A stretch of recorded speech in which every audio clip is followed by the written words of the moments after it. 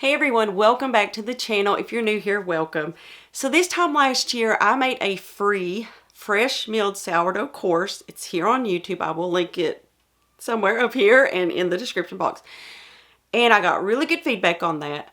But recently, more recently actually, I've been getting more comments and private messages talking about how they really would like something that walks them through just fresh milled flour and not really sourdough. Maybe they're not ready for sourdough. Maybe they never want to do sourdough and they just want some help getting started. Now, these are usually people who already have a grain mill, they already have wheat berries, but they feel kind of scared to get started, or maybe they don't want to waste flour and they just need a little bit of guidance, and that's what this is going to be about. So we're not going to be talking about, why you need to mill flour or what type of grain mill to get or even what type of wheat berries to get. This is going to be a more recipe driven course. So it's a fresh milled course, free of course, here on YouTube, but it is only going to focus on fresh milled flour recipes. And what we're going to do is we are going to walk through the simplest of recipes, and every week we're going to get a little more technical. Because I find that if you get some successes, then you will be more confident as you try new ones. Now, at the very end, just like last year, we're going to make a loaf of fresh milled sandwich bread together, hands-on. I'm going to tell you every little thing. And as we go through these recipes, I'm not always going to have to guide you, because like the one we're going to do next week is so easy and so forgiving that there's not a whole lot that you have to worry about with it. But if there are things that we need to discuss, I will go in depth about those. All right, so what I'm going to talk about today is what kind of ingredients you need to have on hand. Now, these are just basic, find at your local store ingredients. There's nothing fancy going on here, but I think it's important to talk about the basic ingredients of the recipes that I'm going to be making so that you'll have them on hand. You should be able to find them no problem at your local store. And if you have a question about one of them, maybe should I get this type of yeast or this type of baking powder, then let me know in the comment section and I will let you know. We're going to start with just some basic ingredients. The first one is just some honey. So you're going to want this upside down, sorry. You're going to want to get some honey. I like to buy raw honey, but just whatever kind you prefer is going to work just fine. And you can also use maple syrup. So next week's recipe, when I make it, I use half and half honey and maple syrup, but you can use all honey or all maple syrup or the combination. It works just fine. So honey, maple syrup, those are two big sweeteners that I use. I can go through how to switch those to sugar if you want me to. So you'll just have to let me know as we go, how do I convert this to just using sugar. Now the next one is pretty important, and that is olive oil. This is a brand that I like to get at my local store. It is Terra Delisa. It's an organic cold pressed olive oil. I use it in almost all of my, there we go, in almost all of, well, I use it in everything. You will notice that on my blog, all the recipes use olive oil because that's just what I like to use. You can always substitute with melted coconut oil or melted butter or avocado oil if that's what you have on hand. But you need some oil for these recipes that we're going to be making. All right, the next one is pretty straightforward, everybody knows, but some salt. I like to use the Redmond's real salt. It's a fine, mild flavored salt, but you can definitely use whatever salt that you have on hand. I don't think it makes that big of a difference, I think it makes a little difference, but when you're just starting out, I wouldn't stress out about trying to find any perfect type of salt for these. Okay, so let's get into one more thing. Eggs. You're going to want some eggs. Look at this egg. It's green by accident. I took some Prairie Bluebell eggs that had been mated with a Wyandotte, and I ended up, instead of brown eggs, blue eggs, they lay blue eggs, I got green eggs. It's so cool. Okay, I digress. Now let's talk about leaveners that you're going to need to have on hand.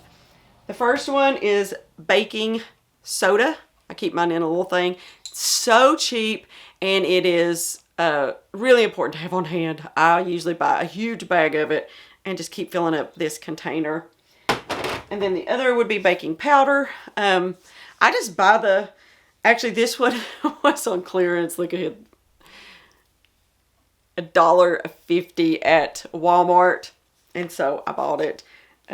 It's huge, so I'll probably want to buy it for a long time. And some yeast. I use instant yeast, but you can use active yeast.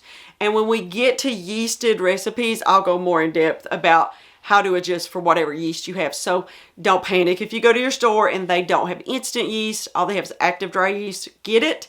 You can still use it. It'll work just fine. So that is, the basic ingredients. Now, I don't have this one out, but you're going to need some milk for a few of these recipes. But you can use whatever milk you have on hand. You can use whole milk, dairy-free, alternative style milks like almond milk, coconut milk, whatever that you want to use. Don't worry about it. Just some kind of milk on hand. And then if you want to do like add-ins, like when we're going to be making muffins next week. And so if you want to do add-ins, just go ahead and grab them if you want to grab some chocolate chips or nuts or something like that. Go ahead and grab it so you'll be ready for that recipe next week. Now, as far as equipment goes, next week is really the only like special pan that you're going to need, and that's a 12-cup muffin tin. And so they're really inexpensive at Walmart if you want to grab one, and that way you'll have it on hand. And of course, most of you probably already have that on hand, so that's something you won't have to get. I hope that these really basic ingredients and equipment you already have, and so you're not going to have to rush out and get anything to get started with these recipes. But I just wanted to, instead of talking about wheat berries and talking about grain meals, I've done that. I have so many videos on that, and so I will refer you to go to my playlist and look for fresh milled flour and just go through those if there's a question that you have about that. What I'm wanting to do with this course is get you hands-on, get you in there making muffins, making scones, making biscuits, making hamburger buns or hoagie rolls, bread, all of those things that you really want to make, pizza crust, all those things that you want to make, but you're just kind of scared to jump in because it does work a little different from all-purpose flour. So that is the big news. I'm going to be doing a fresh milled course, but it's going to be so much fun this time.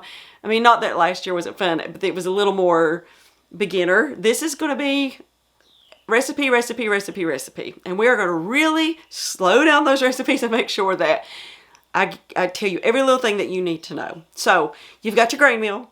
You've got your wheat berries. Make sure you have these basic ingredients on hand and a muffin tin for next week. We're going to make just a base muffin recipe that you can add to anything that you want to. This is my base muffin recipe, and I just change it up whenever I want to have a banana muffin or when I want to have a blueberry muffin. I just add that stuff, and I'll go over how to do that in the video as far as the actual base recipe. And then once you get that down and you want to start playing with it, you can add things as you wish. All right. I said a lot there, and I didn't mean to, I'm just really excited. When I do things like this that are going to help you learn and get you into that fresh milled flour, I get really excited because it's one of those things that makes me feel really helpful if I slow things down and show you things, because I get so many questions and I want to make sure I get them all answered. So if you have specific requests for recipes that you maybe have tried and you have struggled with all fresh milled flour, let me know in the description box below. Now, as far as which wheat berry you want to use, it doesn't matter for muffins. You can pretty much use any wheat berry you have on hand.